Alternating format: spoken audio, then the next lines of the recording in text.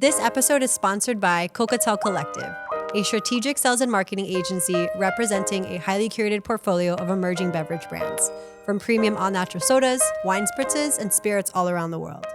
Welcome to the In Process podcast, where we share stories of resilience and passion. We're excited that you found our YouTube channel, and we'd love to hear from you. So be sure to comment below and hit that like button. If you're enjoying these stories, be sure to subscribe and share. Enjoy the show.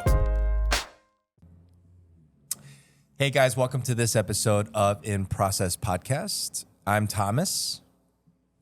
I'm Mary. I'm Andy. And I'm Anjoleen. First off, a huge shout out and thank you to Atmosphere and the entire crew at Rhyme Series for sharing their music with us on this show. We wanted to do a little 2023 recap, look back episode here.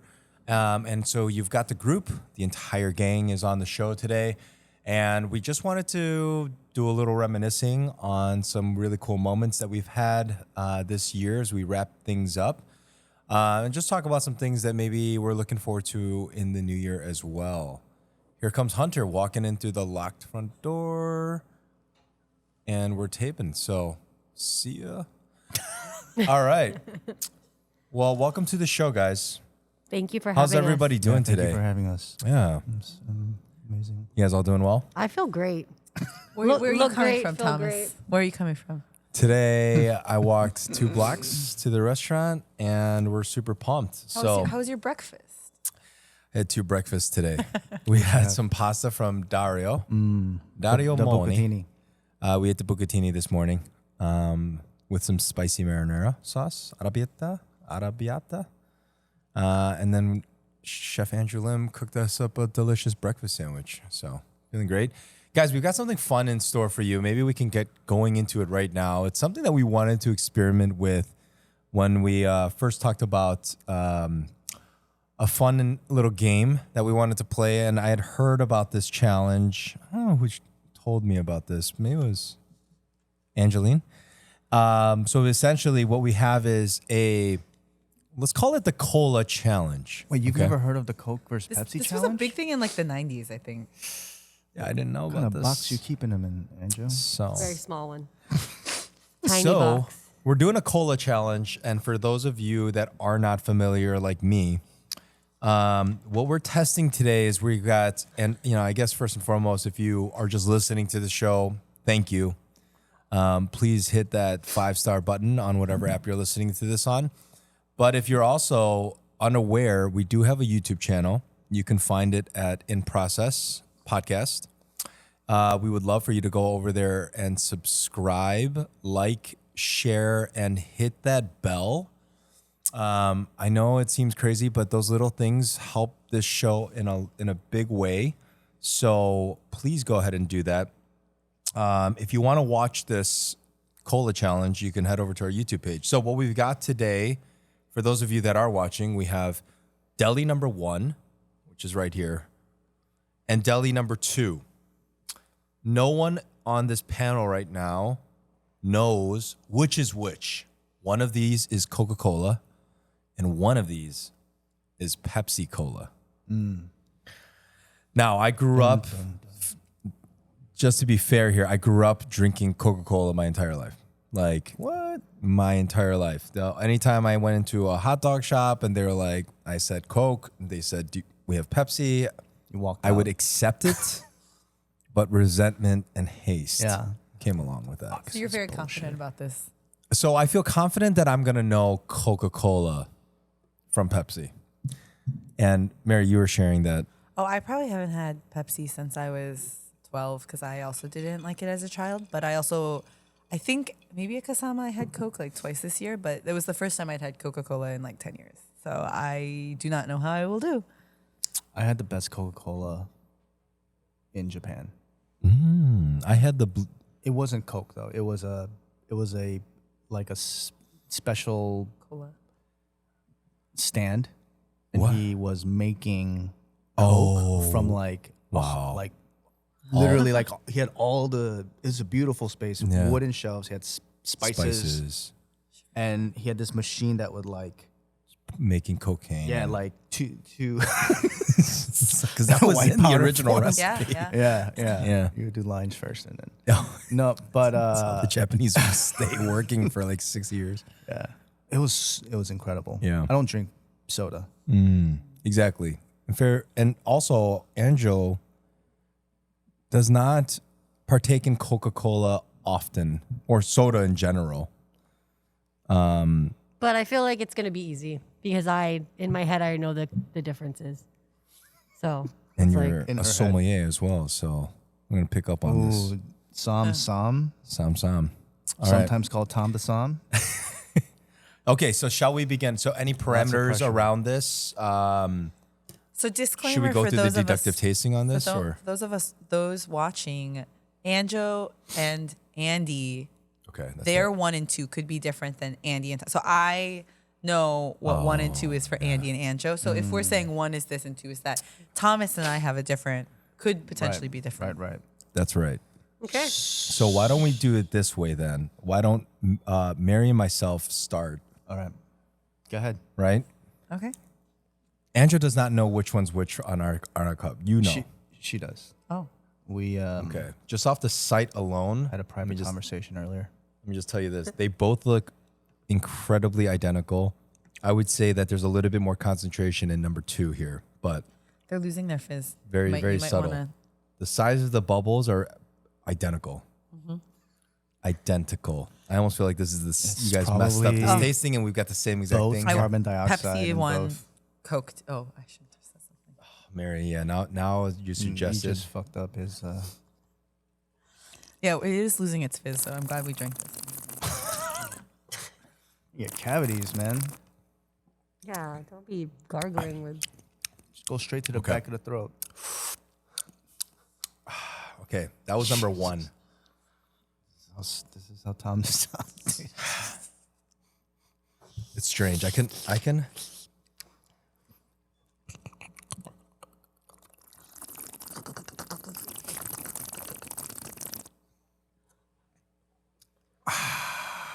Okay. It's called aerating. Wow. That is fucking hard. Wow. You were so confident. Oh man. This guy was so confident. I don't know if you guys know Thomas. Okay, hold on. You know what? Do you need the whole bottle? Okay, I know it. I'm good. I have it. Are we gonna reveal? Are for- you? Yes. You're good. Yeah, I'm good. Wow. Okay, wait, hold on. Let's do this. Wow. Let's do this. Now that How are you so? okay. I'm gonna go. All right. I'm gonna go with Pepsi is number 1 for me and Mary. That's what I'm going for. And Coca-Cola is number Number 2. And I think Mary concurs. Pepsi 1. Coke Pepsi 2. 1, Coke 2. Pepsi Are we 1. revealing us first? No. Let's Oh. let them Is it because? because we'll talk about what the differences are as we reveal. So Okay. You want me to reveal? no. You guys have so to taste now. Anjo and Andy, please proceed to look at both of them. Let's use all of our senses here. Look at the color. We're looking at concentration. We're looking at the size of the bubbles here. Like opacity. Okay. Interesting. And they both like. Hate to say it, but like neither of them is like hitting. You know, It's because they're losing their fizz and they're getting warmer. Exactly.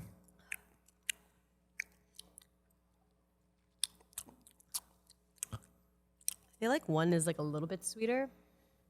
I don't know. Whoa. Hey, we're not breaking it down yet. We just want your final answer. Okay. Your initial conclusion. Bless you. Initial conclusion. All right. And then we're looking for region, vintage, appellation, answer? if there is one. Country of origin. Okay, are you guys They're ready? so You guys, I fucking would say sweet. me and Mary were a lot quicker than you two, first and foremost. First of all, no, you weren't. It took you. Oh, I watched 6 minutes to do that. okay. the listeners can comment on this. All right, guys, this is. I think You guys have your answers? I don't know. I do. Let's let Anjo go first. All right. This is based on At this point, you're just like, it looks like you're just enjoying it. It's not about. Okay. Anjo? God.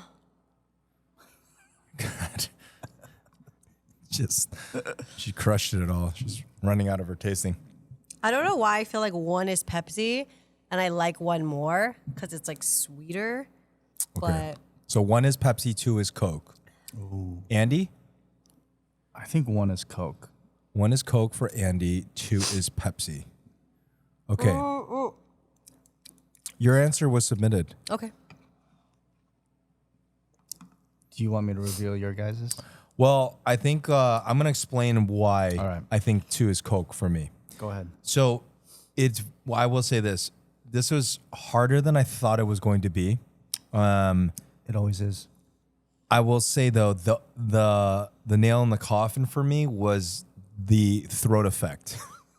I didn't get it on either. I of them. wanted to know which one was like stinging harder, you know?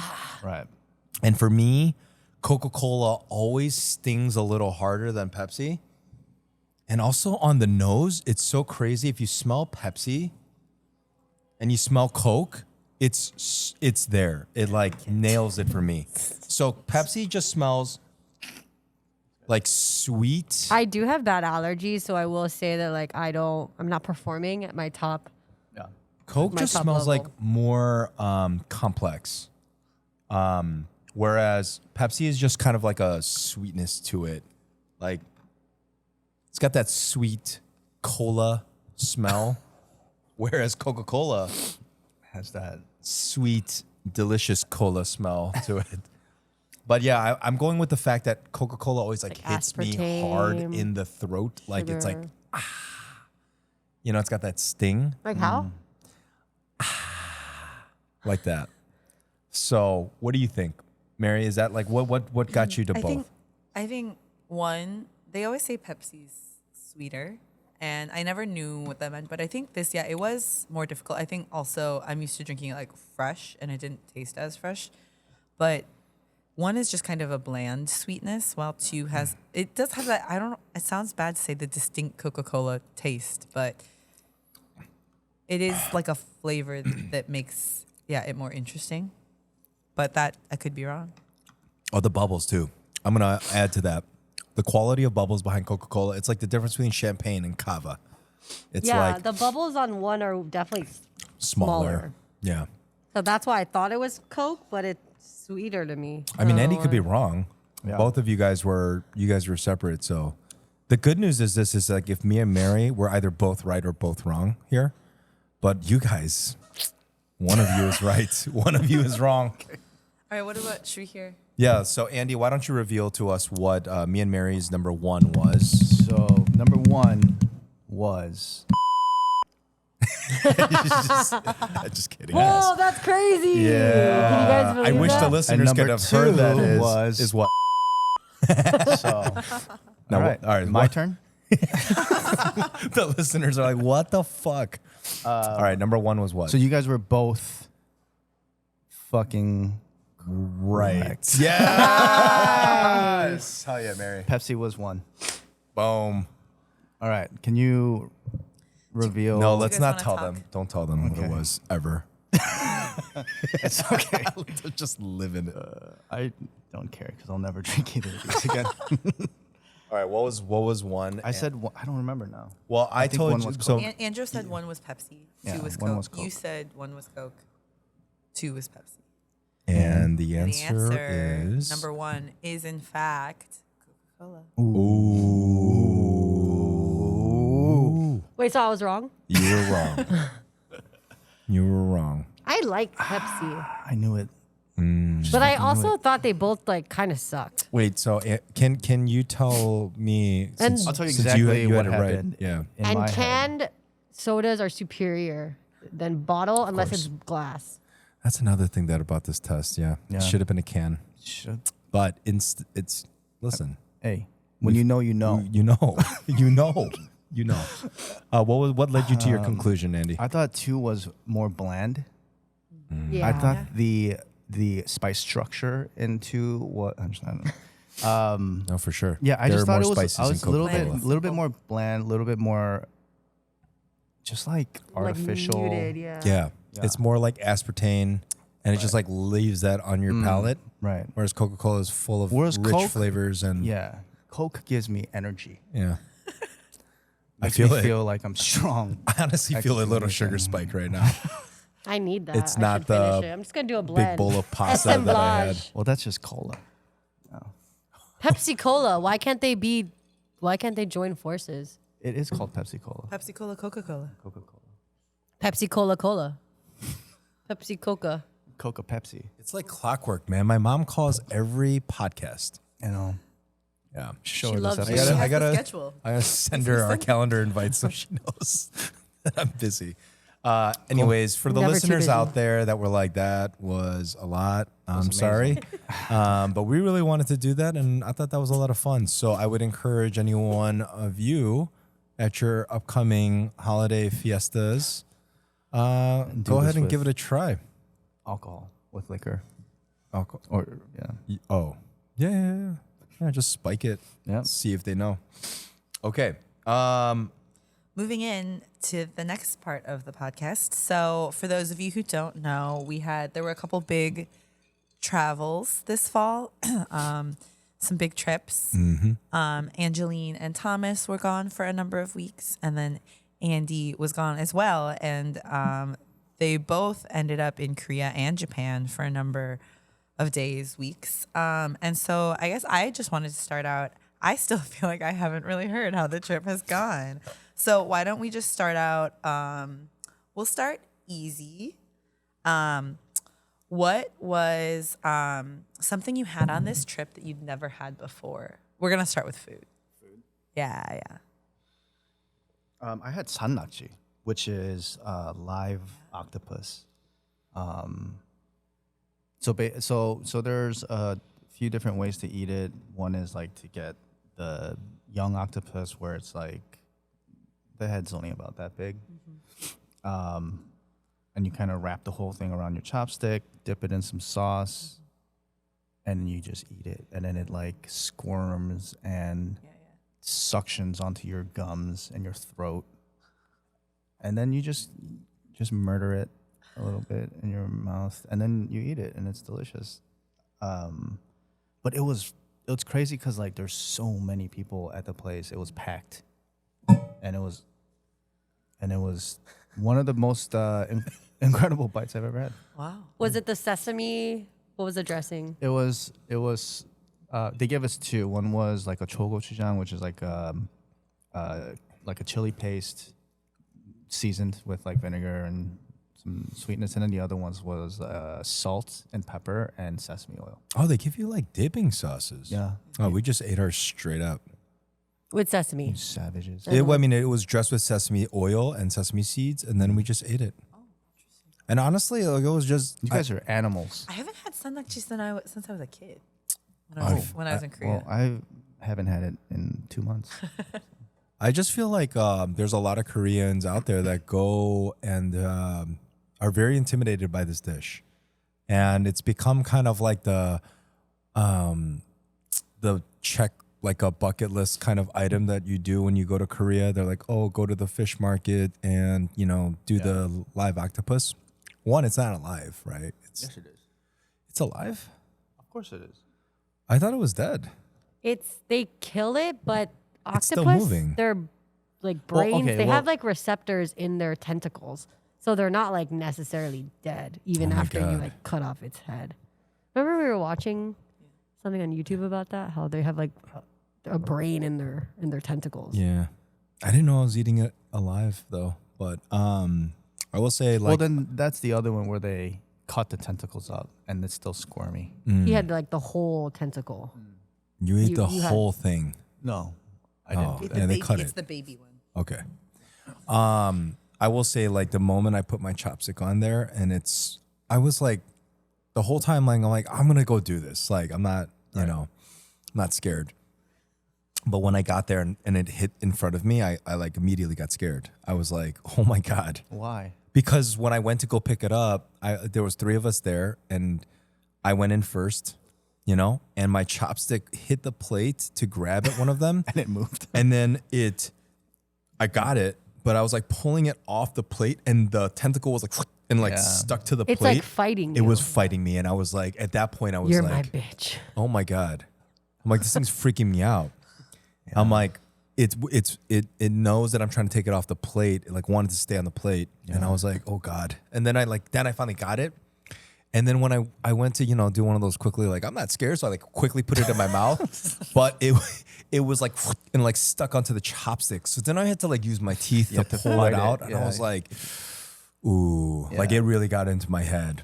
And I was like, you know, like trying to play cool in front of Julie and Anjo. I was like, yeah. I'm like, oh, that's great. But the whole time in my head, I was like, oh my God, that was fucking scary. Yeah, Andrew, did you know until this moment that he was scared? I mean, he wasn't scared. Were you scared? In his head, he just In my head, it he was just told us he scary. was scared. Oh. When it was fighting me, it became like, The whole thing. Well, Like this his is- fight or flight response. Yeah. Fucking turned on. yeah. Your adrenaline. I mean, I didn't know you were scared. I just feel bad that I wasn't there to like that I didn't You were like, there. hold you. I mean, you were there, but But she wasn't there for you. yeah. even Julie, who lived there for like over 10 years, was like, this is the first time I'm doing it. Oh. Yeah. I just feel like we watch so much like traveling videos that for me it was like it was cool, but it wasn't like scary for me. It wasn't scary at all. Yeah. Like I feel like balut would be scarier for me. I agree with What that. would be scary? Balut, the Filipino, it's like half. Embryo. Oh. Yeah, Yeah, I wouldn't do it. I would try it. I would try it. You got to try it at the right place because Yeah. I feel like, Yeah. but was it unique dish? It was something you've never had before. Something I've never had before was the blue crab. Oh, kanjanggejang? Like the spicy or the... Was it the spicy Say one? fast enough, it's good. We had both, and I really love the spicy one. The spicy Yeah. one, just the Young, kejang. Yeah, it was good. like sweet and sticky, and it was just like covered in sauce. That was really good. I And like then you that got better the- than the soy. Did you get the rice all up in there after you ate all the... No, sauce. we did the hanshuk Hanshik. yeah. Style of dining when we had that one. So there was just so much food, and it was like, Too much. yeah, it was too much. That's one of the best dishes in the history of food. Is kanjang gejang? Kenjang. Or Gejang. yangyam. Yangyam gejang. Yeah, it's Yeah. great. You got to go to a specialty place to do that. You know, there's places where like you really want that roe. So like, maybe we like, But it's, also- it's blue crab and it's raw, Yeah, right? So for those listeners who don't Yeah. know what kejang is, yeah, blue crab, it's raw. well, it's cured in soy sauce And soju. and soju. or the like spicy sauce. Well, I think that's cured too, and Oh, and then then they it's add- dressed And they add with the it. Yeah, sauce. It's dressed with the sauce. But- Some cook the soy sauce soju hot and then pour it over. So it's like So it's like Somewhat, yeah. Yeah, But I it's can a tell you little this for the first time having it, like I have never You've never had kejang? Never had it before. If I have, I don't remember it, but I don't have like a I'm vivid surprised memory. your mom doesn't make it Yeah. for you. Yeah, I don't know. But it was my first time, at least that I know, and I will say I really enjoyed it. Yeah. I didn't know if I was going to because there's like this process of like sucking it out of the body of the crab, but texturally like it's incredible. Yeah. You know, it's like having a really, really good like ama ebi or something like on an omakase. You get that It's creamy, like buttery, buttery, a little gelatinous, which I like. rich. Yeah. And yeah, just super creamy and delicious texture. And you get the flavors of the sauce. So it essentially becomes a delicious bite. So it's definitely the easier one to approach if you're going to Korea Versus versus, yeah. octopus. Yeah. Unfortunately, I'm allergic Right. to Kejang? kejang. Oh. So I'll just eat a little bit. And That's it gets crazy. a little bit of that anaphylactic shock going on. What was the question on this, by the way? Something you'd never eat. You've never that you had Oh, before. you've never eaten. Yeah. Ruby's both of those. Yeah. Yeah, yeah. Angel, did you had? She's just a kid. Okay. I'm the one who said the crab. you haven't answered. There was a lot of firsts for me over there, though. Like a lot of firsts. Now Like that I what? think about it. Like I never had. So I went to this one restaurant in my mom's hometown, which is in the southwest. It was called Cheonju, and I've had bibimbap like a million times in my life. In fact, like the bibimbap that my mom makes me is essentially from Hangukgan, right? Like Her restaurant, Hangukgan, was Tom's mom's restaurant. For those of you who don't know. Right. I'll make this really quick. My mom used to own and operate a Korean restaurant in Chicago, in Koreatown, which was off Lawrence Avenue back in the day. It was a 24-hour, 365-day-a-year restaurant. Bless her heart. And it was called Hangukgan, which at the time in my like journey through my life, it was like embarrassing that my mom couldn't come up with a more creative name for the restaurant. And if you Hangukgan is essentially Korean restaurant translated. But funny enough, I went down to Cheonju and my cousin takes me and Angel to this restaurant and I look at the sign, I'm like, that's so weird. It's called Hangukgan. So I thought it was funny and I was just like, oh, I told my cousin, I'm like, that's so weird. Like mom named the restaurant the same.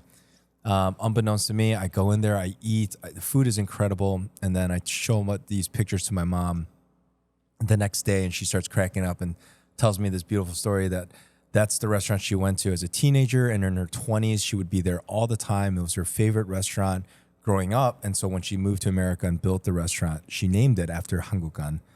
Wow. And so that really struck a chord with me. But what we had in there was a yuke bibimbap, which is just one of those things. Like I've had bibimbap so many times, but I've never had it done that way.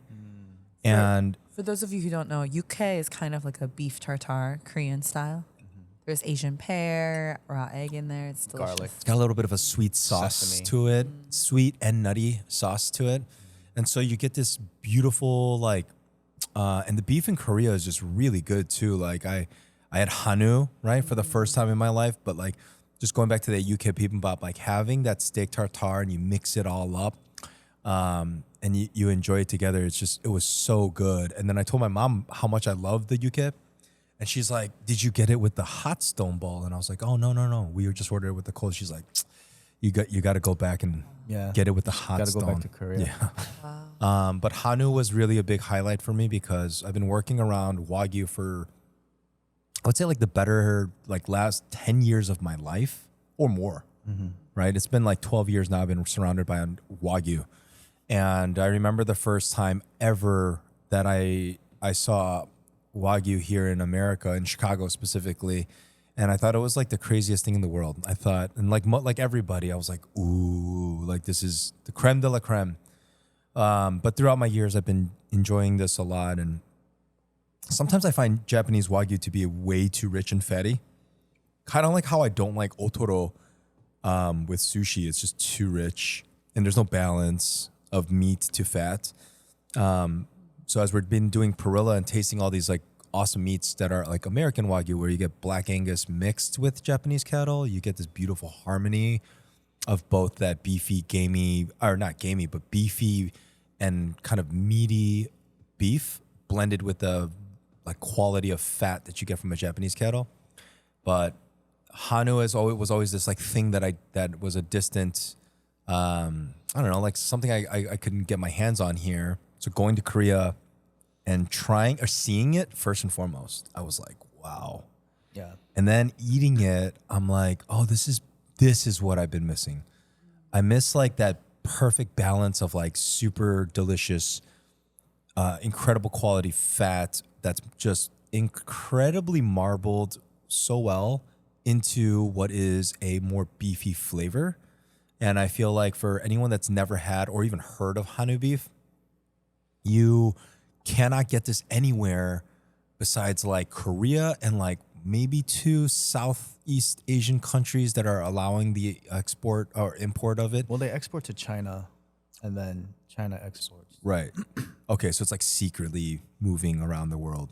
But yeah, it's definitely worth flying out to Korea, for anyone that's like even thought about the idea or has it in their minds to be like, I want to go, like fucking go, because it's incredible. And I would say the Hanu beef is definitely something that you want to explore, like as much as you can over there, because you can have it done in like a really nice Michelin kind of way, right? We went to a really nice restaurant called Hue 135 where it was a full-on beef, like omakase. But we also had it just straight up Korean barbecue style. And we also had it in like, just like more like regular dishes, you know, which was really cool. Did you guys go to the meat market in Korea, in Seoul? We did not. Okay, so the meat market is very much like, you know, Gwanjang and the other markets, where it's just a ton of vendors, ton of tourists, but it's literally just beef. Just beef. Wow. And no, they have pork too. But Okay. it was the craziest like butcher scene I've ever witnessed. Yeah, it was. They would have like, they had just heads of cattle or whatever. They had whole bodies hanging everywhere, and you could see it all, right? But then in the front, they had these display windows, and that's where they had all the cuts. And it was just, I mean, it was strange. I mean, it was like fucking, you know, kind of gnarly. Yeah. And then, but up front, it was just like this gorgeous product that they produced out of it. And the coolest thing about this, and this is, you can do this at a lot of the seafood markets in Korea too, is you buy some Hanu beef and then you go upstairs and they grill it for you. Yeah. Okay. The same all the way, fish markets. same way the fish fish markets, market, you yeah. take your fish, they, you know, give you your sashimi and then your stew and whatever. But it's like, it's one of the most incredible places I've ever seen. Yeah. Yeah. And like the amount of Hanu, it was just like, it's this insane marbling. Like it has like I think like a BMS 9 marbling, and the flavor is just, you know how like Wagyu can, or like A5 can look pink almost. Yeah. It's still deep red. Yeah. You know, and it's just like the texture on it is incredible. It's tender, but it has a nice bite to it. It's not just like melty soft like Japanese A5 is. And then the beefiness, the flavor of it was intense, you know. But I think it's the most delicious bite of beef I've ever encountered. No, for sure. I feel like if I had to think of a specific Japanese cattle that would be more close to Hanu than most of the A5 that you see on the market, because most of the A5 you see on the market is Miyazaki. And obviously the Kobe is really popular, but those are all south, and it's warmer down there. It's actually like on the main island of Japan, and it's like towards the central region, kind of where Tokyo is, and just west. But Korea is positioned so much further north. And when you think about like the best cattle, whether it's in this country or also other parts of the world, it's altitude, it's cooler climate, produces better beef. And so like I've had snow Wagyu before, which is from Hokkaido, which is like basically on point with where South Korea is. And that's where I'm finding like the stuff that I enjoy better. So, but I want to jump into the cultural differences, because I feel like there was some cool stuff that we experienced over there. And I think we've been like exploring some of that through conversation with like even Dario or, you know, people that are maybe not born and raised here in this country. But, you know, like I had a crazy, I don't know, like my mind was just blown over there.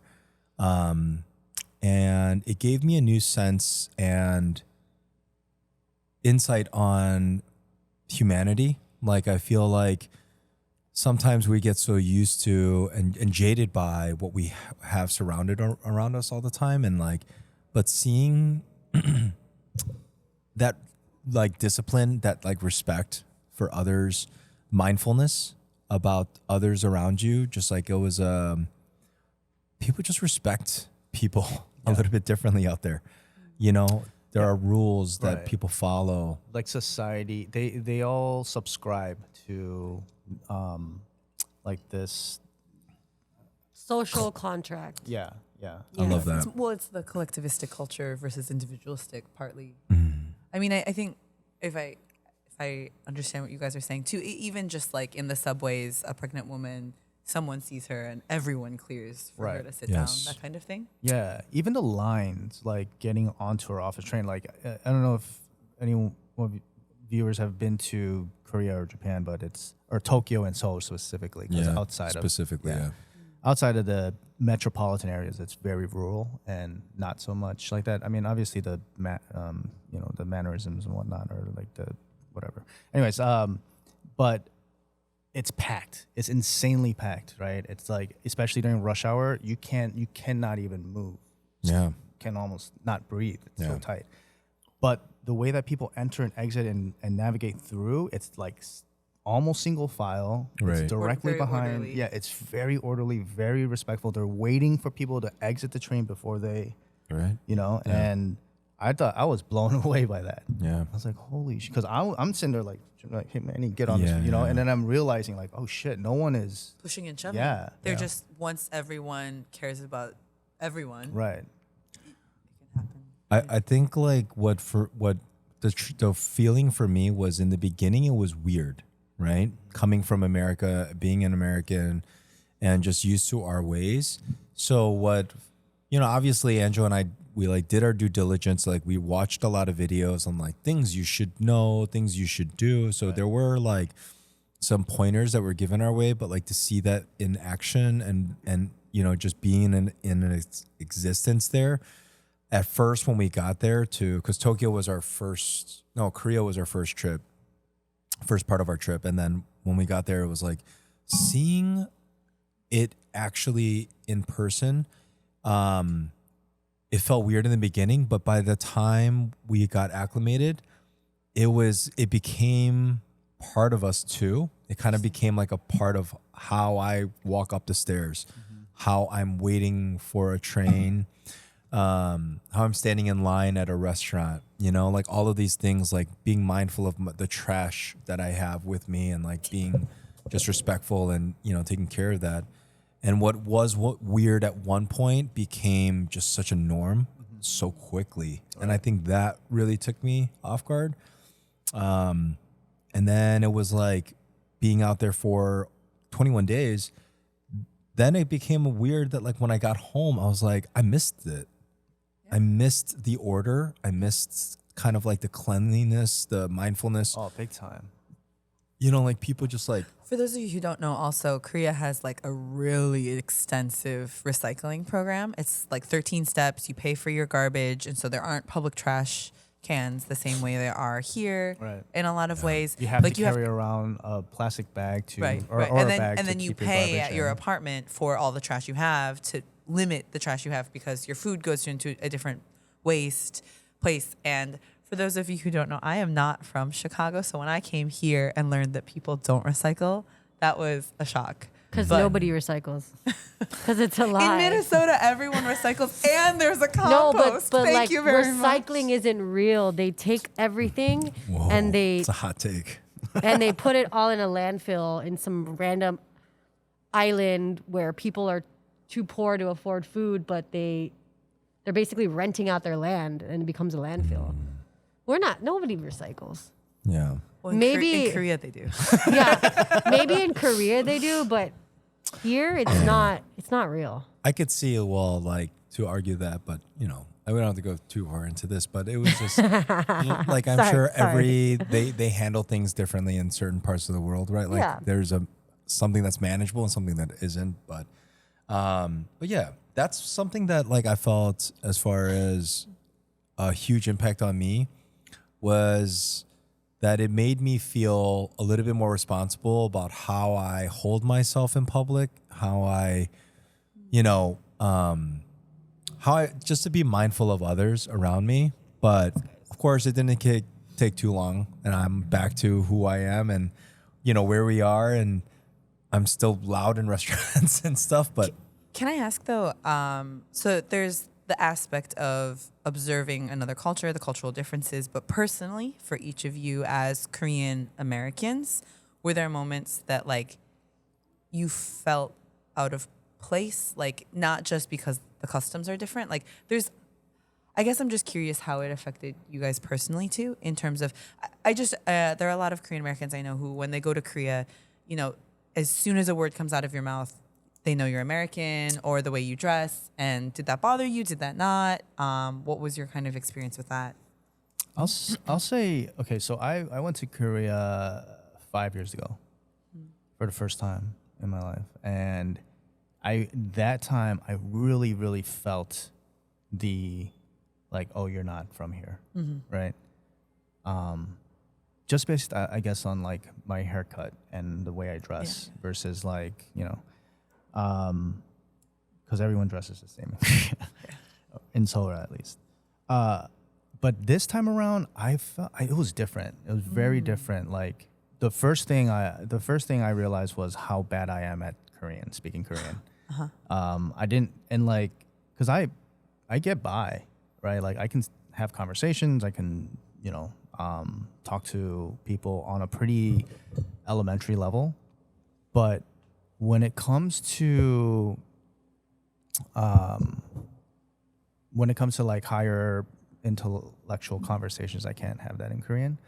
But I did realize that like I'm trying to read train stops and signs and shit, and it's just I'm like Google translating everything and trying to like navigate my way through and realizing. But anyways, how I felt while I was in Korea was I feel like people, maybe this was a post-pandemic thing, but I felt like people were very much like more accepting of it. Maybe it was like the return of tourism, maybe it was like whatever, but I just felt way more accepted there this time around versus really noticing people being like, oh, this guy's, you know. For sure. I was going to say, like, my reaction to that was that there was a lot of like memories of me being there and feeling not accepted. But I'll be honest, like this entire trip, people were just excited to talk to me. Like, to me, Thomas. They were like, oh, it's that guy from that podcast. No, it was like, you know, usually like the memory I have is that when I open my mouth, they realize I'm not Korean, and then there was like a shutting down of it. They're just like, psst. But that did not happen this time. Like, I think there was an excitement. I think people are just like excited to see tourists back in Korea, and I think I never felt like that. I never felt like people were like, oh, all right, I'm shutting this down. You know, I got that a couple times in Japan, but that's just because of the language, and I totally understand that. But I got shut down bad. But in Korea specifically, I was like, it was awesome. Yeah. I was like talking to dudes that had like these cafe, like they were just like, I would be like, dude, what you guys are doing so cool, you know? And they were like, they took that with a lot of pride, and I thought that was cool. So had a great time. Yeah, so many cool bars and cafes and restaurants. You know, like I don't know why. I mean, obviously there's so many reasons why they're different, but it was just so many cool like little spots. Yeah, you know, like beyond like niche cafes. Yeah, like all the Harry coolest Potter spots you cafes. find all over this country. All of that was in one city.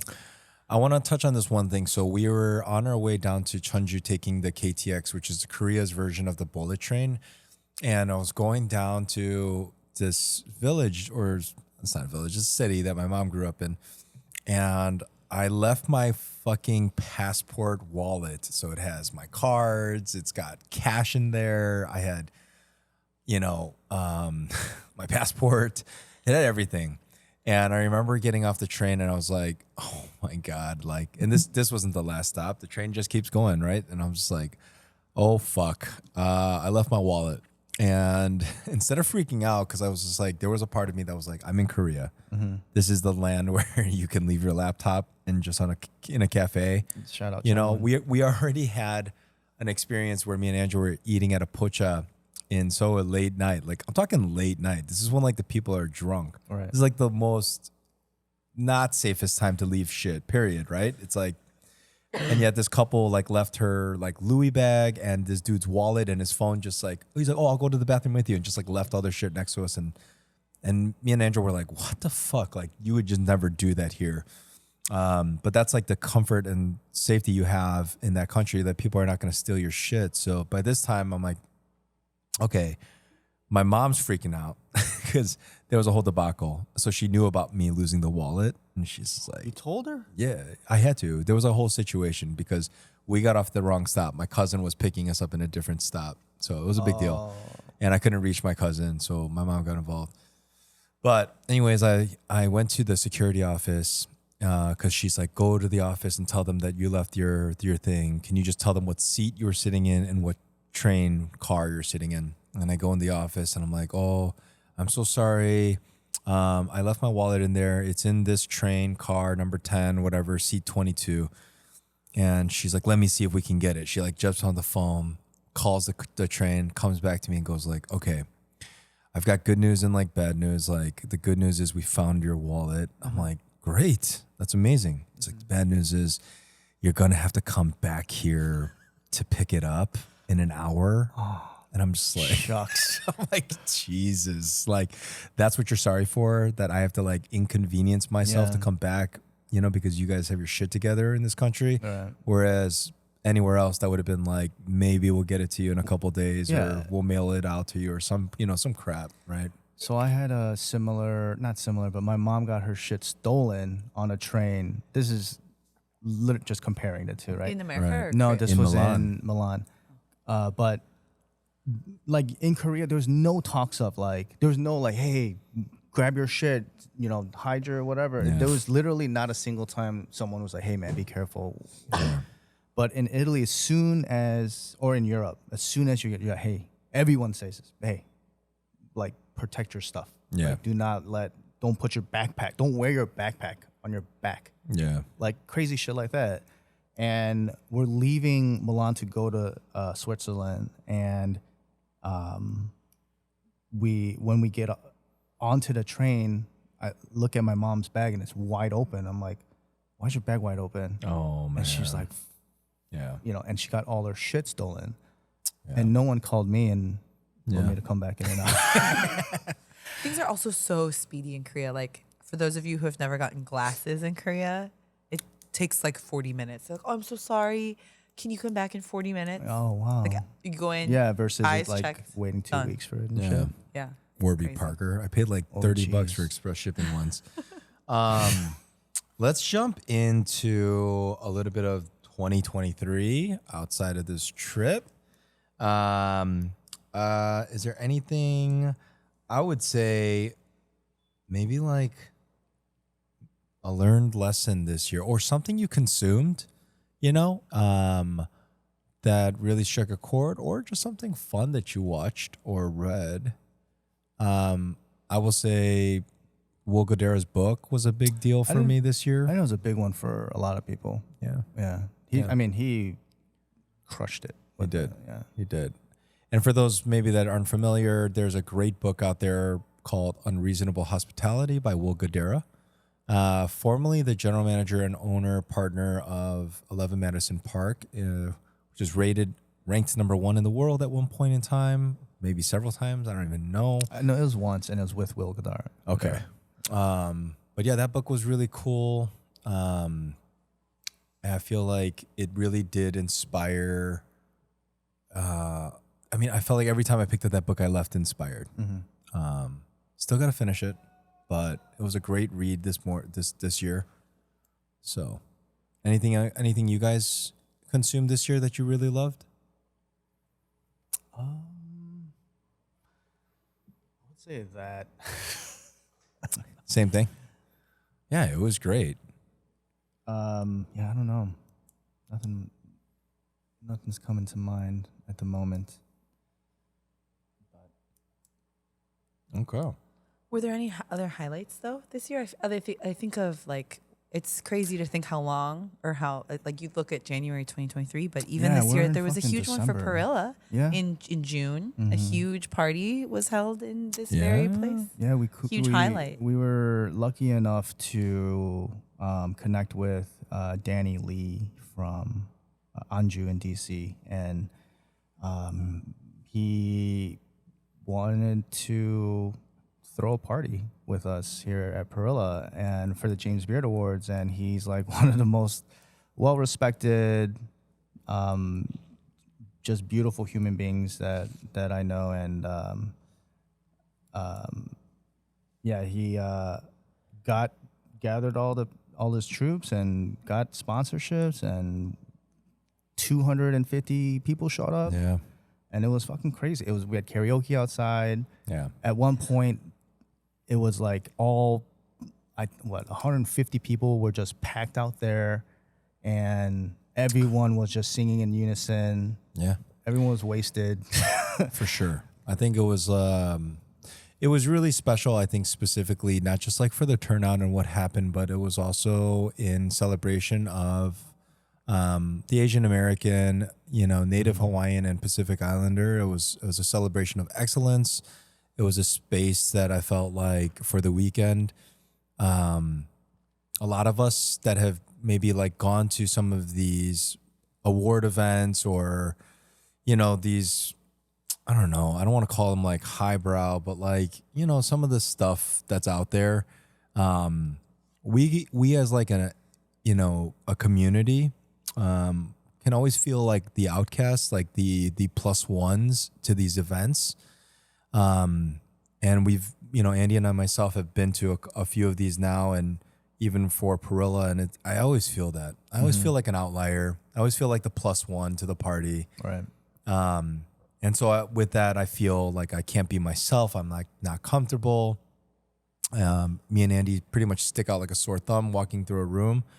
And I feel like what's really special about this event that we held is that all of us could feel really just comfortable in this space and celebrate with one another. There was so much camaraderie. It was like It didn't feel like an event. Yeah. Like even just the way that people were introducing themselves to each other, it felt like you were at a party and you were just like getting to know people. Right. Hugs, not handshakes. Yeah. Yeah, I love that.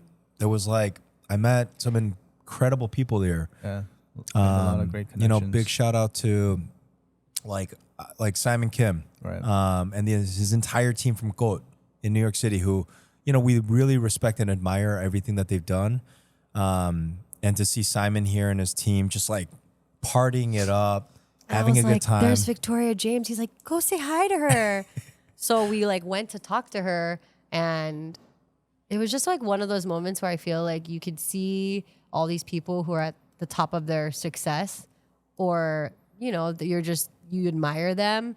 Even like Kenji Lopez, like there's a sense of you that's like so inspired and like starstruck, but then you meet them and realize they're just like everyday people who just fucking hustle. Right. And Yeah.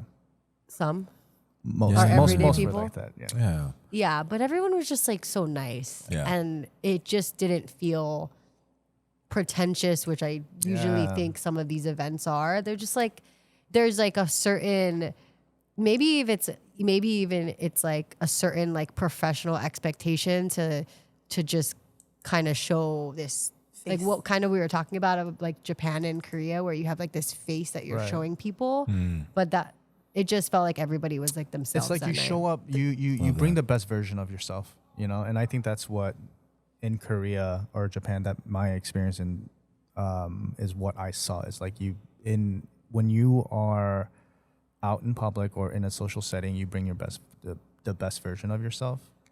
But I get what you're saying, but I feel like in Japan and Korea, or not even Korea, but Japan, it's like not even like your best version. It's like the most appropriate version. Yeah, for no, I would them. say the You're best right. version, because I think Yeah. to me a best version of somebody is authentic, and Yeah. there is an Right, inauthenticity sometimes that you could be seething mad at someone, but you're going to be still super because polite. you're in public. It's yeah. that face. Right. But I think Right. like what I thought at the James Beard party too was that there was like a hominess to it that made you comfortable, where you usually feel uncomfortable. Yeah. And I think that says something about the space too, like everybody kind of mingled inside of Perilla, and it's such a beautiful restaurant that it could be maybe a little bit more, not like uptight, but a little bit more polished in here. But I feel like because it was on the patio and like it was just like fresh air, there was music. I think that Perfect the weather. vibe was like perfect for that kind of event. Huge shout out to, Priska and the TAF organization for being a huge contributor for that and supporter. Irene. Irene. I mean, everyone that showed up, honestly, and like obviously Danny, all the chefs. Danny Hyung, yeah. incredibly grateful for him and the relationship that we've, been able to have with him and continue to grow on. But it was an amazing, amazing time. And I feel like Kenji Lopez Alt had is an incredible voice for anyone that missed it. Oh, yeah, he sings, yeah. man. Yeah, they were all having a great time. Stevie and those guys, Tom from Houston. Also, big shout out just to all of seeing you guys. everybody like so hungry, and then there was so much food too. So I don't know why everybody was like suddenly starving, Yeah. but everyone was hanging out at the pass. Like the pass at one point was lit. Yeah. It was like probably 20 people, and I think Nick was trying to like pass out food. We couldn't And get he, food He out. literally like grabs the tray from the pass and turns his body like a couple inches, and it's like gone. Right. Because they're just It's like piranhas. We all restaurant people. Everybody in here was a restaurant they're like, person. don't worry about plating it. Just They're like, put it I'm in my not hand. waiting for this thing to get passed around 15 people. I know where it's Yeah. going. I know where it's coming from. They like went straight to the source. So yeah, that was a really cool. That was fun, man. I will. And we'll be doing another event this year, 2024. So even bigger. Bigger. I do want to shout out Danny again, and to you guys because we went to DC. That was fun too. Perilla did the pop up yeah. at Anju and Mandu, and that was one of my favorite memories of the year because I feel like for me personally, this year has like been tough with the industry. There was a time when I was like so proud to hustle, and I was like, I love it. And then I think I'm just like trying to figure out my life. But I feel like that trip, he brought the sense of the industry back to me because this guy is just like so hospitable Yeah. and such a good dude that he definitely like set the example for what it means to like show somebody your city To be a host. to be a host. Yeah. Yeah. Like he picked us up from the, not like that you have to go to these like lengths. He went but above and beyond. He went above and beyond. Yeah, there was one thing you said, Anjo said during this trip that was hilarious, and I thought was summed up the trip the best was like, since the moment we landed, there hasn't been a moment we were hungry. Because Danny just kept fucking feeding us. Yes, he And did. it's just like, Yes, he are you did. hungry? Are you hungry? Like, no, man. We just ate. It's like, do you want wings? Yeah. Do you want wings? Danny No, was but- great. Yeah. Yeah, he like picked us up from the airport. He was like taking us to eat. He Introducing us to yeah, like all these all and- his like friends and his community. Man, DC has so many Yeah, shout out to incredible people out Albie. there right now. Yeah, fucking Albie, Michelin Michael star, Raffiti and his crew over there. Yellow Cafe. Yeah, everything was so good. Some Can't of wait the to best go food back. I've ever had. Yeah. Yeah. Like that trip was dope. I Minnesota. would not think about. Okay, yeah, we'll come back to Minnesota, but I just like DC was just not on my radar. Yeah. and shame on me because like the food scene out there is incredible, and the hospitality industry, I feel like is really similar to us. Like it's a smaller city, middle market city, whatever you want to call it. Like, and It's gorgeous too. The hospitality is incredible. A lot of amongst each other. mosquitoes. I got fucked up from those. Oh, yeah, God the damn summer. mosquitoes. By the way, big man. shout out to Anjo. She's our official Perilla pop-up CDC. Put in some, Sorry, Andy. put in some work. I promoted myself. It's all good. Yeah. I, Perilla I pop-up needed it. CDC. I needed you. Yeah, a lot of work that weekend. So, but yeah, Minnesota was incredible. Minnesota. Yeah. I can't help but say it that way. Minnesota. That's how you say it, Minnesota. right? That's what. Yeah, I'm saying that. Yeah, Minnesota. Minnesota. No, the food scene up there is incredible. Awesome. Yosan and the team at Karonomise, big Yes. shout out. If you haven't been to Minnesota, put these restaurants on your list. Karonomise. All right. Hi. Write this down. I'll let you pause the episode. Hi. Yes. Ola Arepa. Olarepa. Young Joni. Well, what's her new spot called? Miss Kim. Kim. Miss Or Kim no, now. is it Miss Kim? Miss Kim's. Just open. Like Young Joni was really cool though. The Yeah. space is Gorgeous. unbelievable. unbelievable. Insane. Yeah, and Kim, shout out. And Kim, man, she is a titan. Like she's crushing it, man. Gavin Kaysen's restaurant, Spoon and Stable. Spoon and Stable. Yeah. Beautiful space. Yeah, gorgeous space. I'm missing a lot. We ate a lot up there. I feel horrible. I feel like we're missing something big too. Suki and Mimi. I don't know. Oh, we went to that one. I forgot what it was called.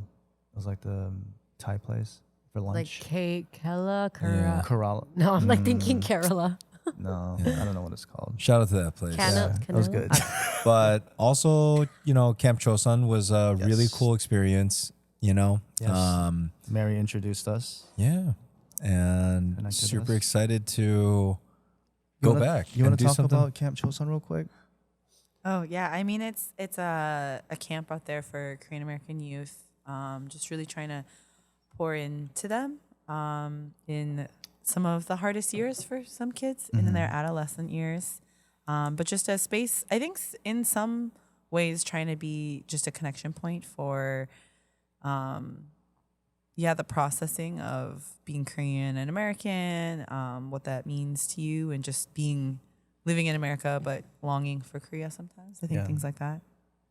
Yeah, it was. So Tom and I got to go out there and cook a little bit for a couple of classes and meet some of the kids and their parents that were out there, and it was a great time, but also such a privilege just to be involved in something like that and to meet.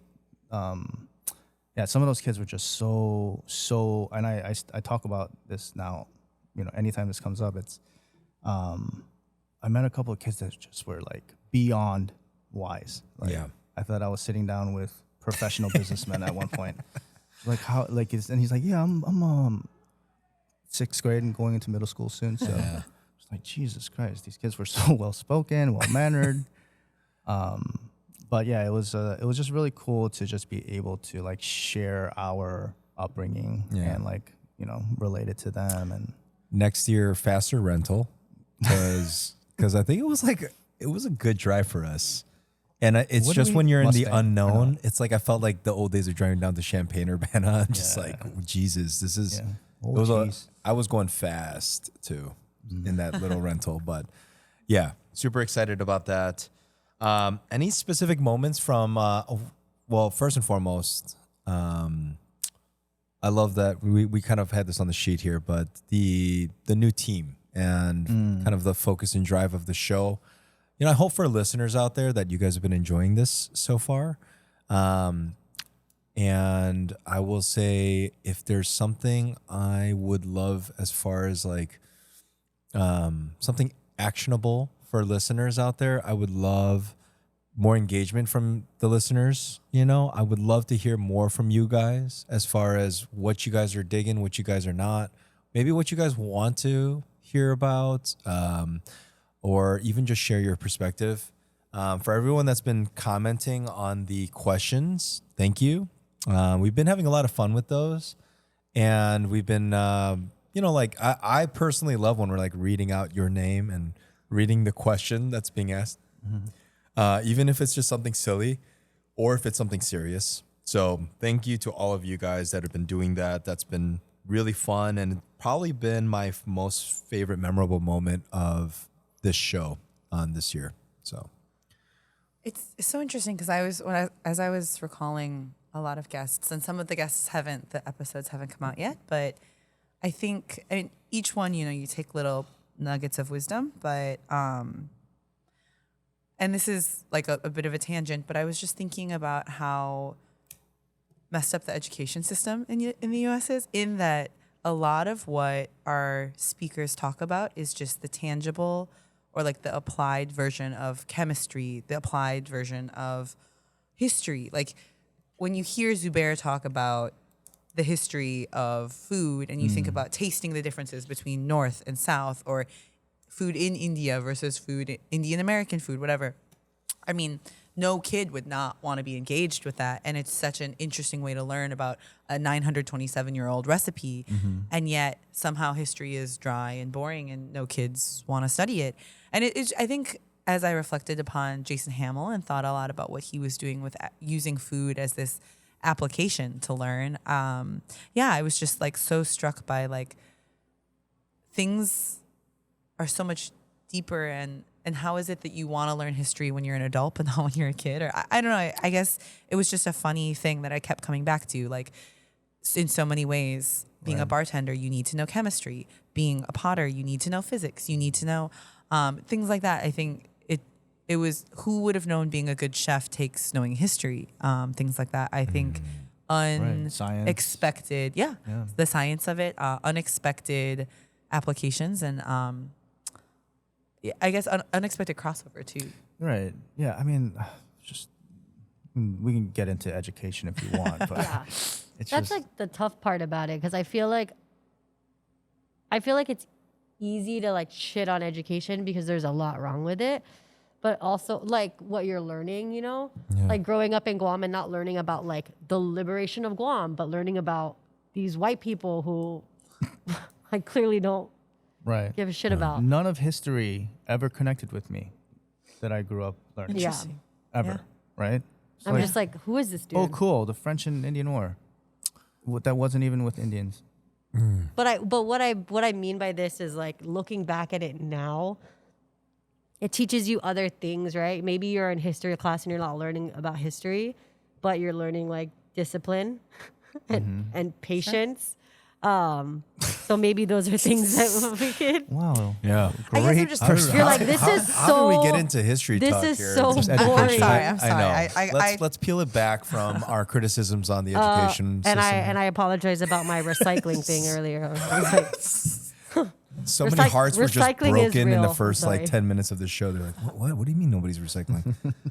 That is the sad truth. Quinn's heart was broken. I know. Any favorite bites from Watch a this documentary. year that we want to talk about? Because I mean, Man, so many. it's So many it's bites. impossible, but yeah, I can't choose. and it's like I don't want to say favorites, but how about some things that come to mind? Something memorable.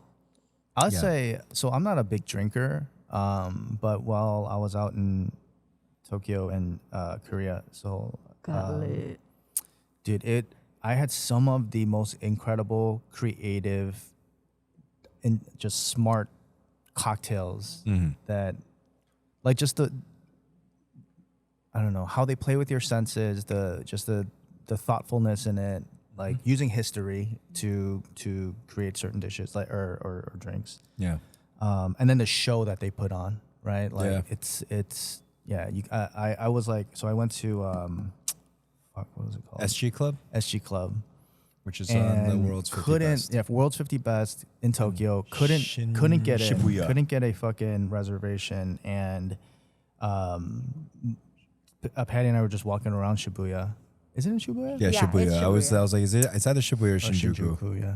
So I think we were walking around and we ended up like near there, and we're like, Yeah. let's just stop in and see. And then we're like, hey, party. And we're just like acting like I had like, He's like, it's like for two. I'm like, yeah. He's like, come on in. I'm like, oh shit. So we get in. And And then then went downstairs. Went downstairs, and he sits us in the corner. It's a pretty small, intimate bar, but it was like It's I don't very know. intimate.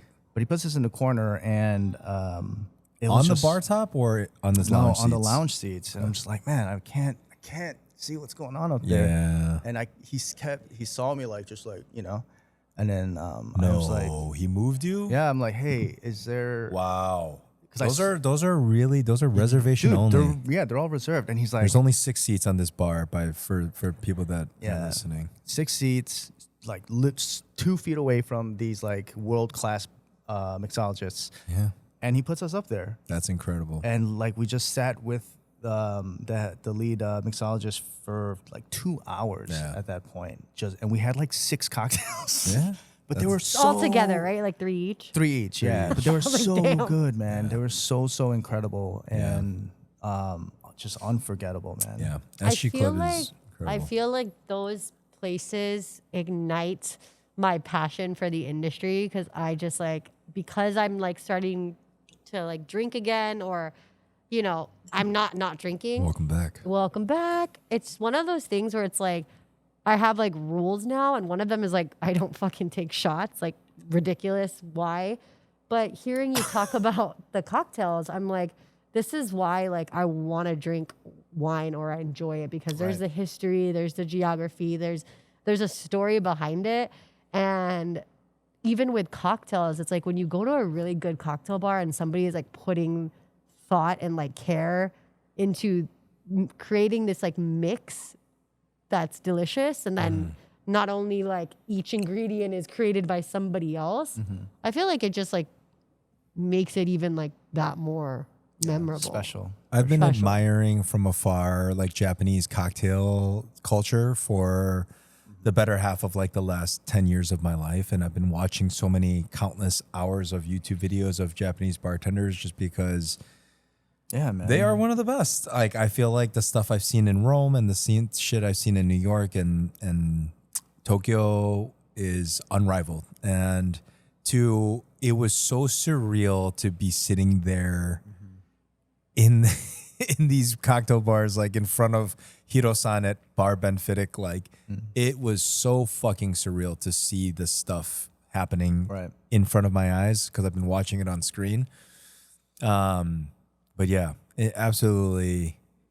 I'm probably like I can't put my finger on it, but all of it was just so magical. Yeah, like it really is. There's like I can't think of a better word. It's just even the non like we went to this tiny 5-seat bar, and it wasn't like a special cocktail. It was just a fucking. It was in the yokochos, the alleyways with all those bars and izakayas, or what do you call those? Yakitoris. Yeah. But this night was just I was blown away. Right. Yeah, it was such a magical experience, like you said, it unforgettable. The hospitality and like the fun that they provided for us, like. One of the customers that were there, not the bar. He didn't work. We're having this great conversation, and then just like leaves. Yeah. Like, all right, see ya. And comes back like that's right, yeah. 15 minutes later. I'm like, oh shit, hey, welcome back. Has a bag of groceries, and then he starts unloading stuff, and then these are like things that I said I haven't tried here in Japan yet. Yeah. And he brought it to us. Sweet man. I'm like, what the. Yeah. And he got it from 7-Eleven, which if you don't know about 7-Eleven, one of the best pastry programs in the world. It is so good. Yeah. I did 7-Eleven pastries every single night in Tokyo. Yeah, but so convenience stores like 7-Eleven, like Konbini. right, Yeah. they are in Korea and in Japan. They're fucking exceptional. Not as much in Korea. What? Yeah. I had some great man. Y'all went to the wrong. love Korea. I love you, convenience Korea. stores. We tried. Love you, but your 7-Elevens aren't as good as Japan. No comment. Well, yeah, I agree. I think so. The thing I notice about Japan is because Tokyo is such an individualistic society, it's like it's very normal to be going out and eating by yourself. It's very normal to go out and drink by yourself. You see it kind of in the infrastructure of the city. Like there's a lot of these bars that Andy was just talking about where you walk in, there might be one little table with four people to sit at, and then the rest of the whole entire space is just basically a bar for you to sit at alone. Mm-hmm. Oh, sorry, I have a shout out. And I just feel like when you go to some of the world's 50 best in Barcelona or Rome, it's very much still like Western culture. There's tables for groups to sit at and experience this together. But in Japan, you can travel there alone for a week and incredibly enjoy yourself. Right. And you won't feel like that it's weird. Right. Because so many people are out And it's safe. by themselves. And you'll get better opportunities because you're by yourself. Yeah. The lines will be shorter Yes. for sure. Two Tops is a big party in Japan. Yo, Like, we went back to back. So Thomas and Angela went first, and I went right after them on this trip. And I was thinking, like, man, if we went together, we wouldn't have gotten these no, experiences. absolutely You not. know? It's not good for groups. It's not good for groups. Yeah. Yeah. I mean, we still would have. We would have fun. Yeah. But like these moments happened because there weren't For The sure. serendipity, yeah. Like if Yeah. we're not making reservations, then it's like Right. Yeah, like when But when we're- Andy was talking about SG Club, like we didn't have a reservation. We went on a whim. We tried. We didn't even know that there was 3 stories to this cocktail bar, and that the famed bar is the downstairs Downstairs. location, which we didn't know. And I still to this day believe that the host, she was so sweet. We went up to her and we were like, hey, we don't have a reservation. She's like, you're going to have to wait, And we were, maybe we would have gone to that middle bar. But her good friend was out there and joking with her. And I saw that, I didn't plan this, but they were talking. They looked friendly. And she was like, I really need a smoke. And I was just like, kind of like that, Angel. I was like, I'm going to go offer her a smoke. And I walked up and I said, hey, I've got plenty of these cigarettes. Would you like one? And I gave it to her friend. And I don't know if that's why, but like maybe that's why the host because we went downstairs and we got seated at the bar. Oh, nice. And like these bar seats that you were mentioning, these are reserved like a long Months, ways out. right. Like people have traveled to this place to go to this place. So I wanted to shout out Mickey Mouse in Osaka. What's his YouTube? it's Johnny Kimchi. Johnny Kimchi. So Anjo and I went out to the west side of the island, and we went to Osaka and we went to Kyoto. And our good friend John, if he's listening, shout out to John for taking good care of us. Some of my favorite meals in Japan was actually just sitting out on. There's like this famous river that runs through Osaka. It's like where the Glyco Man the sign is. Like I don't know if you guys seen it on Instagram, but it's like the famous place to take a picture in Osaka. It's like billboards throughout. And one of my favorite meals there was just sitting out there and just crushing skewers with him and drinking cold beer. Like cold beer in Japan and Korea is like, that's everything. Yeah, It's like I don't even like sushi, beer, and I was beer. crushing. Yakitori beer. Just like, yeah, it's just so good. But yeah, how we ended up back in Japan and Korea again. Let's move on here. We've got some goals. Let's talk about some goals, guys. Anything fun and exciting for next year besides the opening of a brand new restaurant that's looming? Inside of a hotel. For 2 people here. Yeah. That's a So goal. I hope that goes well. Andy and myself, we are opening up a new restaurant here in downtown Chicago. And we're super excited about that, but the work is definitely on our plates right now. But that's a huge, that's my biggest focus this year. Open up a new restaurant and have it be awesome and run smooth and Make sure it's be able to grow delicious. this family and this team and this company. Right. So I think it's also cool that we get to continue to like spread our wings and grow. Like, I know it's like, I don't know, people take this for granted, but like we're in year 4.5 and it's still like something that weighs heavy on me, this restaurant, and like I'm still always thinking about it. It's still always stressing me out. And like, people are like, oh man, it's going so well, whatever. But it's like, I feel nervous about service every single day, man. I'm checking the fucking reservations every single day, and like, I just think it's such a blessing that we've gotten here and that we are able to have this opportunity to, work with an incredible Korean company that sought us out, and they're gonna allow us to open up on a much bigger stage than we have right now. Right. On the corner of the Magnificent Mile. And it's just it's scary. yeah, Like eating nakji. yeah, But scarier for sure. yeah, a little bit scarier than that. Yeah, But man, it's exciting. It's fucking challenging. We're 103 days out. yeah. By the time you guys are listening to this, it's Yeah, we'll less probably than be that. open. But in a nutshell, so there's a company that purchased a hotel here in Chicago. It's a Korean company, and they're a pretty large company. in the world. And Andy and myself will be opening up our version of kind of like a modern Korean steakhouse with a nod to the Chicago iconic steakhouse, the classic.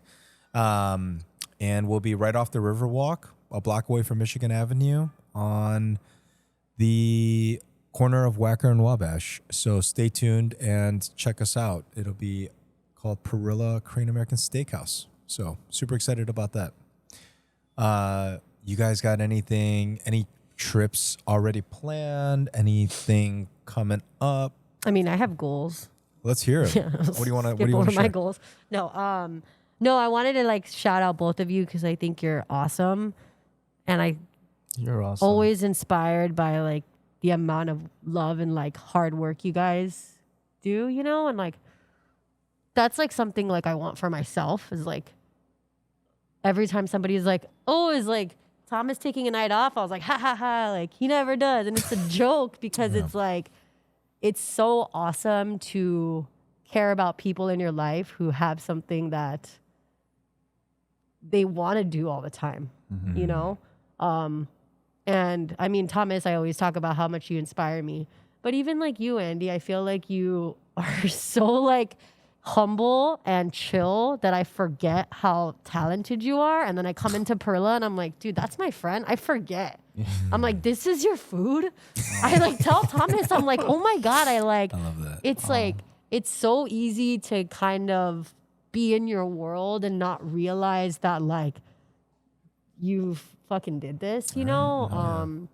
But yeah, shout out to you guys. But for me, my goal is to find the same, to find, you know, like I would say it's not necessarily about finding something, but it's just like living my life every day and being like, I'm proud of what I did today. Yeah.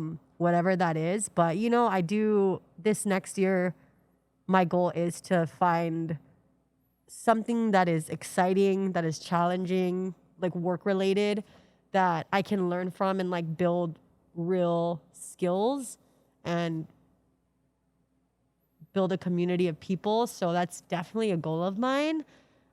So if you're listening to this, what's up? It's hire me.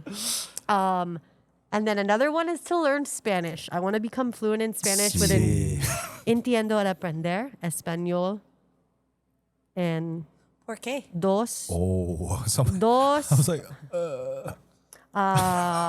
Quiero aprender español porque siempre entiendo. No, Can we I'm have not gonna. subtitles? I have it. I know how to say it, but it's like it's gonna take me a minute. But I want to learn Spanish because I've always wanted to learn another language. Spanish just seems like the most approachable. It has a lot of Latin connection, just like the language of the Chamorro people from Guam. So I already like know a lot from knowing Chamorro and then knowing English. I think there's like a study that the English language and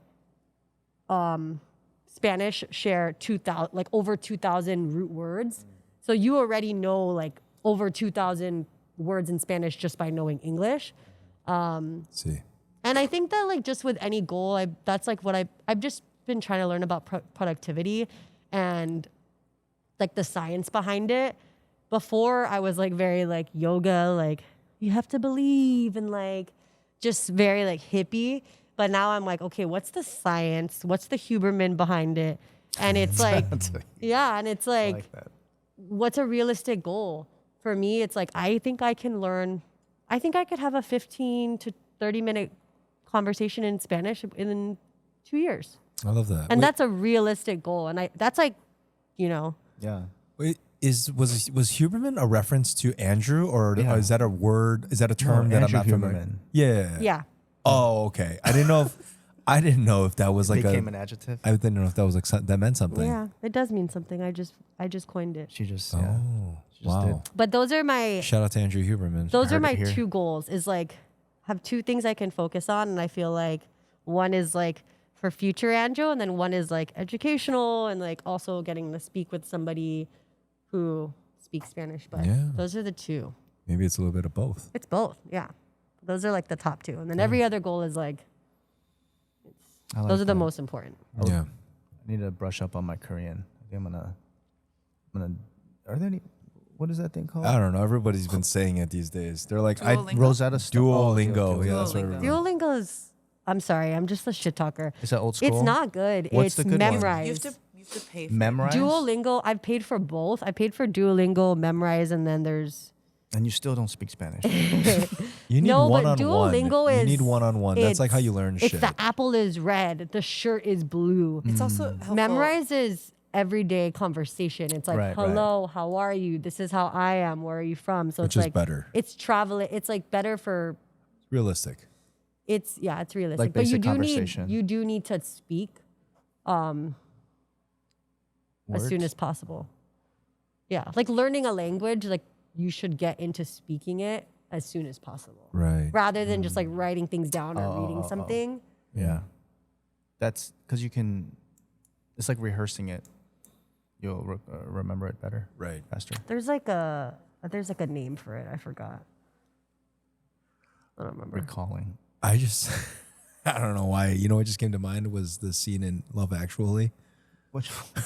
when he like spent all like year long learning Learning. Portuguese, Yeah. and then So he goes. except in the movie, it's like 2 weeks. Oh, is it? And then he like, and then the whole town is following him, and he has to like make this proclamation to her. And what's so funny was the subtitles. I didn't even get this. Like maybe Colin the first Firth. time, the subtitles was like showing his bad Portuguese. So if you read it, Yeah. it was hilarious. Anyway, sorry about that. It's just holiday season. It's like you watch a holiday movie. You know, Love Actually. That's a good one. You guys have any plans? what- Oh, sorry, Mary. Anything you want to share on Goals. for a goal?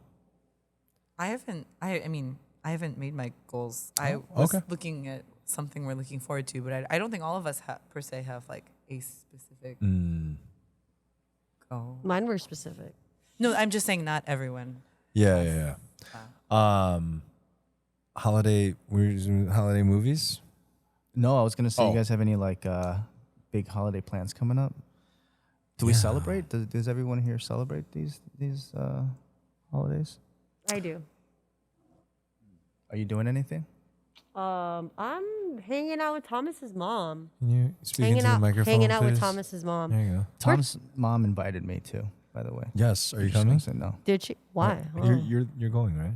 No. No, I mean like you're leaving somewhere. No. Then why aren't you coming? Yeah. Why aren't you coming? I got my mom. Oh. Leave her by her Yeah. lonesome. Just bring her. Just Too just many gets a little moms. tricky because So many moms. in everyone's one. like Too many inebriated moms. in our house.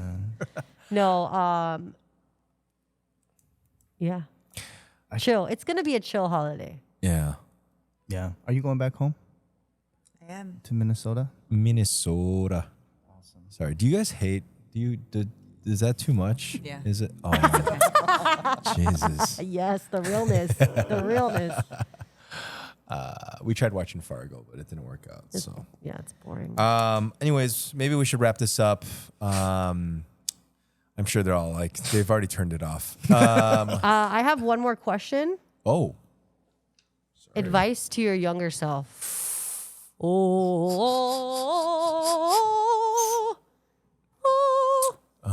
Sorry. You know, I love that we asked this question, and I felt like, you know, and people haven't heard this yet, you know, if you have, you won't. But we just had an interview with the team at 9 Bar, and Joe's answer to me, like, really just like that's the juice for me too. Yeah. Wait, You know, which one? Sorry. What? Joe Brilio. Oh, You know, like for me, like what he said, and I'll paraphrase it or just say it in my own way. It's like when I think about this question in the literal sense, it's like, oh, if I could go back in time and say something to my younger self, it's like I love what he said because it's like, sure, I have made better decisions, right? Like buy all the Google stock you could have bought in middle school, you know, like buy Bitcoin when it was like pennies on the dollar. Like, sure, like I'd be really rich. That'd be awesome. But I also like, there's a realistic side of me that's like, listen, if I really could have gone back or whatever, it's like, I don't know. Like, I am who I am today because of those, both the victories and the losses, the highs and the lows. Like, everything that has gotten me here is why I'm here. And maybe things wouldn't be that way if I didn't make those, you know, those successful moves and those poor moves, right? It's a little bit like, I feel like, you know, just shout out to, you know, Alvin, our business partner, is always like dropping these like nuggets every once in a while. And it's like, life is just about saying yes to all the right things and no to all the wrong things, right? And it's like, that's how I got to where I am today, because of all these like crossroads and all these changes, moments of uncertainties, right? Like, how many leaps of faith have you taken in your career, Andy, right? Like, how many times have I stepped up to the plate and said, yeah, I'm going to do that. It's like, there's like a completely unprepared. I'm going to figure it out, right? You kind of like fake it till you make it in some of these situations. And there's like so many moments of, fuck, I don't know if I'm ready for this, or, you know, like, but you step up to the plate, and then it's with each of those little small victories, you're like, wow, I fucking nailed that. Like, I can do it again, you know? And it's like, and just the more and more you challenge yourself, the more and more I feel like all these things are repetitive throughout our show, but it's like putting yourself in an uncomfortable position and figuring it out, right? Like, I love that advice. I think it was Steve Morgan that said that, right? It was like, you got to sometimes force yourself, right? Like, the moment I clicked that button and I paid for that certified exam, I was like, I'm fucking doing this. Like, I just paid the money. I'm going to do this. I wasn't ready when I paid that when I pressed that button, but I sure as hell was like, I'm going to get ready for that. Right? The moment like the company was like, hey, are you ready to open up the restaurant with us in Houston? It's like, have I ever done it at that time? No. But like, was I willing to figure it out and put in every bit of effort to get there? Absolutely. Exactly. And I feel like that's my advice, would be like, just fucking go for it. Like, put yourself in. You're like, I'm already doing it, so fuck off, old me. Exactly. I would have said that. I would have, knowing me, I would have said that. I'm like, yeah, dude. All right.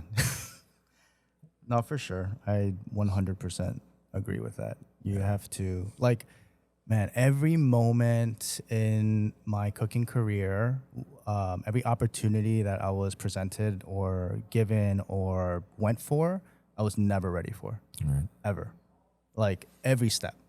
I remember when they first put me onto the saute station on a Friday night at the Bristol, and I was like, I haven't been trained. It's a fucking Friday. Right. And I failed, man. I went down in flames, and I got kicked off the line, and like all of it was miserable, right? Yeah. But like, I, you know, fucking just like got to sleep that night, came back the next day, and was less worse than I was the day before, right? And like, that's kind of like how the phrase "fake it till you make it" like really it made sense at that point. I'm like, oh, from this point forward, I just got to pretend I know how to do things, and everything will work out. Right. And I did. And somehow this happened, right? Because I kept saying yes to the right opportunities and no to the ones I didn't think would work out. Yeah.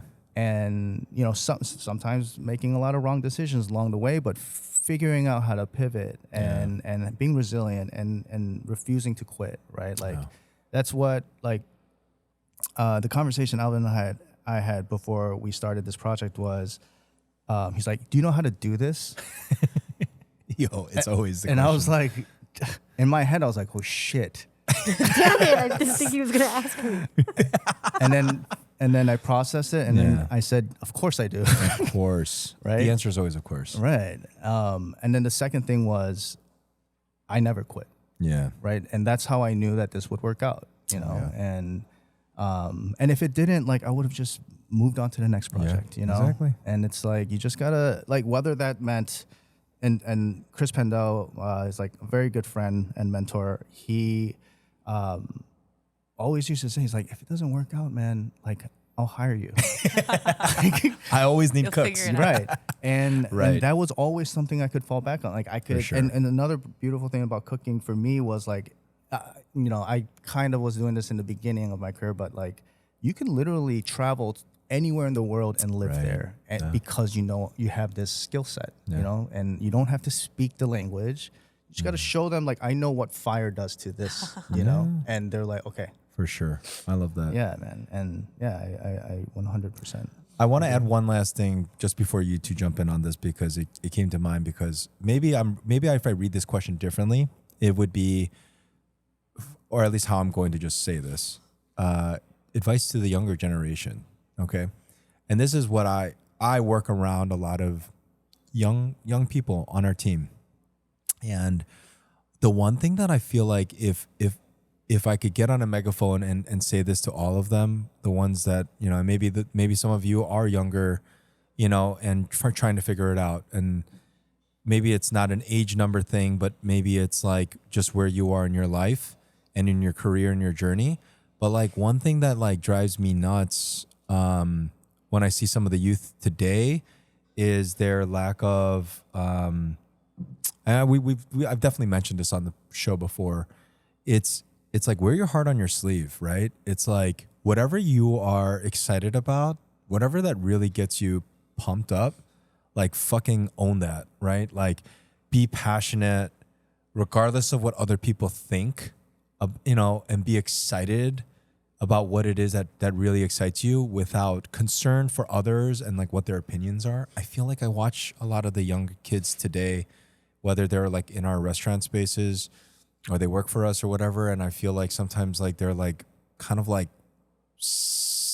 secretly excited to do something, but they're like afraid to show others that they're excited about doing that. And big part of my journey coming up was wearing my heart on my sleeve, like telling others about how excited I am about certain things. Like I can't tell you how many like jokes I've had about, wine, like, being like a cork dork about it, but like that's just what I loved. Like I was super excited and passionate about talking about it, and I'm sure there were so many times where people were like, oh my God, this guy just won't shut the fuck up about wine. And it's like, yeah, like I'm just like, that's just who I am. And I was like unapologetic about it in some degree, right? Like I just like was like, hey, I really care about this job.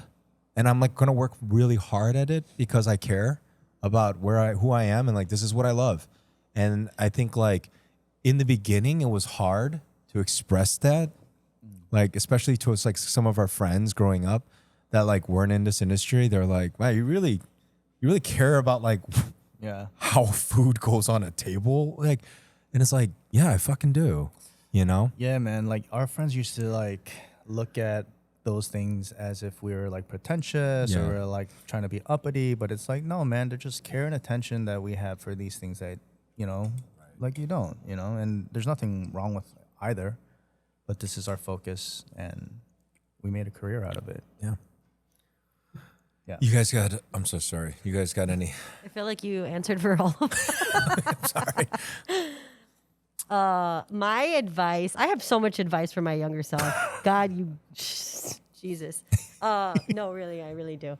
But I feel like the advice, the biggest lesson / advice that I could give my younger self would be to have my own back. I don't know if I said this on our last group pod, but it's like, have your own back, in the sense of like, be courageous, be bold, say what's on your mind, like follow your heart. Just like what you're saying, it's like, I feel like when you're a kid, you have all these like dreams and aspirations. You watch these videos of like, this is what I want to be. And then slowly like life tells you to like, I remember being a kid and being so full of energy.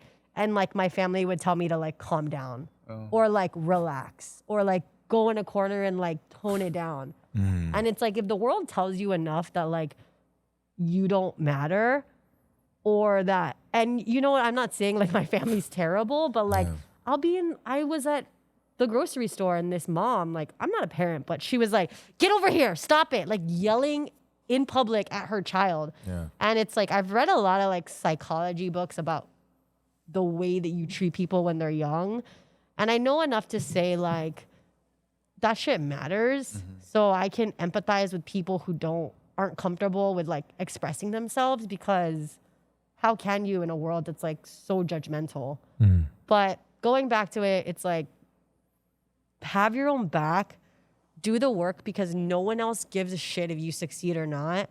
Like, eat healthy because you're the only one in charge of like how you're going to live your life when you're 60. It's like, get in control of your finances, because nobody is going to like help you with honestly anything unless like you ask. But really, it's like, it's like so obvious, but it's not. It's like, you have to create the life you want, and you have to have your own back. You have to stand up for yourself. And I feel like, I believe that everybody knows what they should, everybody knows what's right. I feel like there's like this powerful like energy that's within us all that tells us to like push forward and like say yes, right? Say no.